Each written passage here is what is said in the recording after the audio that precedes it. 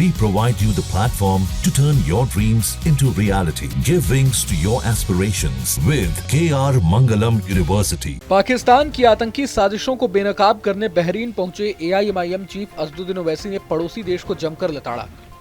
उन्होंने कहा कि पाकिस्तान इस्लाम को भी बदनाम करने पर तुला है। जिस तरह से पहलगाम में लोगों के धर्म पूछकर उनकी हत्या की गई, उसकी जितनी निंदा की जाए कम है। उन्होंने कहा कि इस्लाम में मासूमों की हत्या करना पूरी मानवता की हत्या करने के बराबर है। आपको बता दें कि बीजेपी सांसद बैजयंत पांडा की अगुवाई में बहरीन पहुंचे प्रतिनिधि मंडल में असदुद्दीन ओवैसी भी शामिल हैं।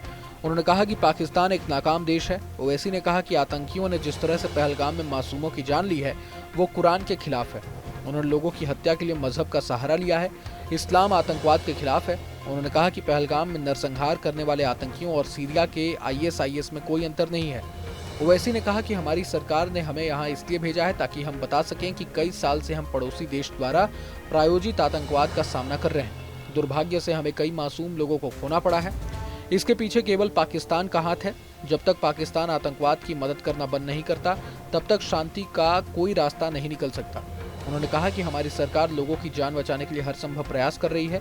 सरकार ने साफ कह दिया है कि अगर अगली बार पाकिस्तान की तरफ से कोई भी ऐसी हरकत होती है तो उसे पता भी नहीं होगा कि उसके साथ क्या होगा। उन्होंने कहा कि पहलगाम में उस महिला के पति को भी मार डाला गया जिसकी 6 दिन पहले ही शादी हुई थी। एक महिला की शादी 2 महीने पहले हुई थी। आतंकियों ने उसके पति की भी हत्या कर दी।